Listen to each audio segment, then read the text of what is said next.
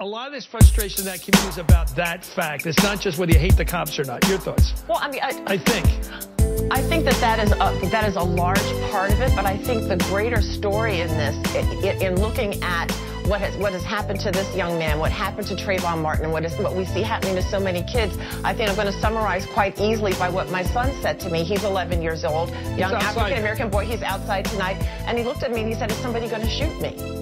You know, my daughter watched the news and looked at me and she said, "Why is it that they only do this to black people?" In looking at what has happened to this young man, what happened to Trayvon Martin, and what we see happening to so many kids, I think I'm going to summarize quite easily by what my son said to me. He's 11 years old, young African-American boy. He's outside tonight, and he looked at me and he said, "Is somebody going to shoot me?"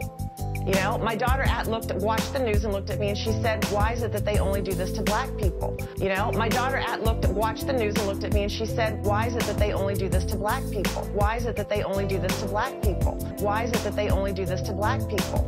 So there is a large question.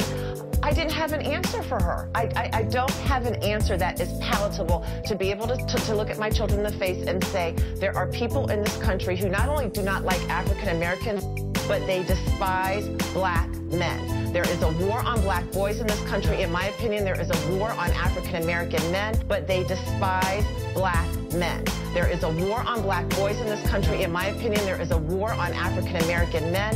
And I think the fact that President Obama has repeatedly had to stand up and look at members of Congress and say, "I am the President of the United States, get over it," I think it enrages people. And we are seeing not just the economic effects, we're seeing the effects of a horrible public education system that discriminates against our kids on the basis of race and on the basis of their zip code, and things are getting much, much worse. It is an absolutely deplorable situation that the United States, which is supposed to be the greatest nation on earth, sits back and allows black boys to be murdered. Prejudice. Yeah. When you judge an African-American kid as dangerous for all kinds of reasons of history or numbers, whatever statistics, whatever you're thinking about, and the larger question of poverty leading in many cases to crime, and the situation where that is the only hope to get ahead. Chris, it seems clear to me that both are involved, and Michelle is absolutely right. I've had that talk with my sons. We've discussed it on your show, and she has had the talk with her son about what to do when you're confronted with police and you happen to be black, or a black man. It's different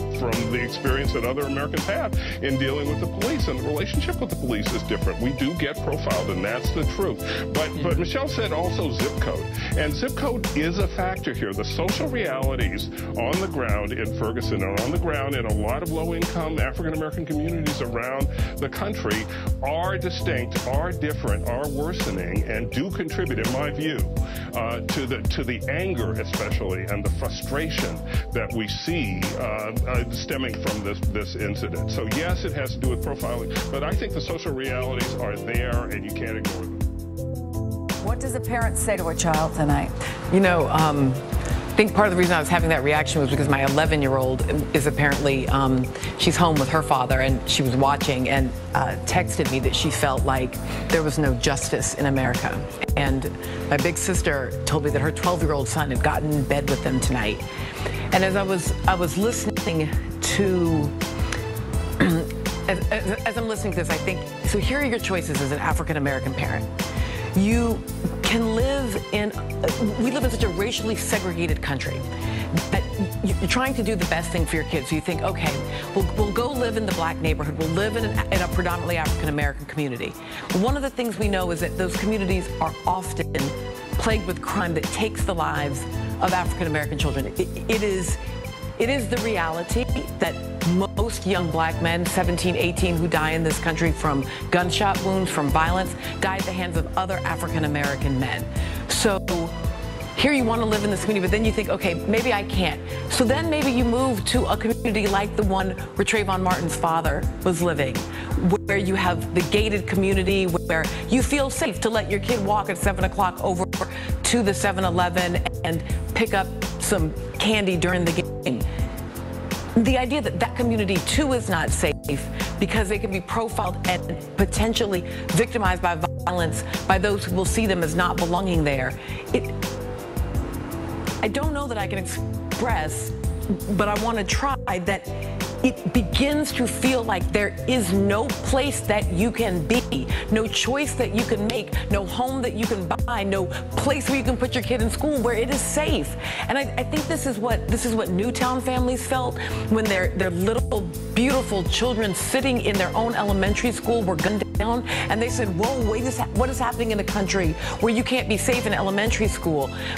But I think that is a feeling that is so familiar and brought home by this case for so many of us, that there is no safe place to be. Past decade alone, January 24th, 2004, Timothy Stansberry, Brooklyn, New York, unarmed.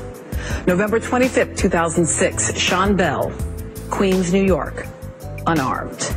January 1, 2009, Oscar Grant, Oakland, California, unarmed. January 29th, 2010, Aaron Campbell, Portland, Oregon, unarmed. July 18th, 2011, Alonzo Ashley, Denver, Colorado, unarmed. March 7th, 2012, Wendell Allen, New Orleans, Louisiana, unarmed. September 14th, 2013, Jonathan Farrell, Charlotte, North Carolina, unarmed. July 17th, 2014, Eric Garner, Staten Island, New York, unarmed. August 9th, 2014, Michael Brown, Ferguson, Missouri, unarmed. In the past decade alone, these men and hundreds of others have lost their lives to police. Local police report to the FBI killing at least 400 people a year. From 2006 to 2012, a white police officer killed a black person at least twice a week in this country. Which brings us back to Ferguson, Missouri, where, according to a report in the Daily Beast, in 2009, police officers charged a man for property damage because he bled on their uniforms while they arrested him and allegedly beat him bloody. Ferguson, Missouri, where it took 6 days to release the name of an officer who shot an unarmed teenager to death. Ferguson, Missouri, where police released images of someone who might be Michael Brown involved in a store robbery, and then hours later said the robbery had nothing to do with why Michael Brown was stopped by the police officer who killed him. Ferguson is just outside St. Louis, Missouri, the place where, as historian Blair Kelly reminded us this week in The Root, Dred Scott sued for his freedom on the grounds that he and his wife had for many years lived in a free state. His case eventually went to the Supreme Court, and in 1857, Chief Justice Roger Taney declared that Scott had no right to sue because, as a black man, he was never intended to be an American. Speaking on the clause in the Declaration of Independence that all men are created equal, Taney wrote, quote, "It is too clear for dispute that the enslaved African race were not intended to be included and formed no part of the people who framed and adopted this declaration." And he went on to say that black men had no rights which the white man was bound to respect. No rights which the white man was bound to respect. No rights which the white man was bound to respect. No rights which the white man was bound to respect.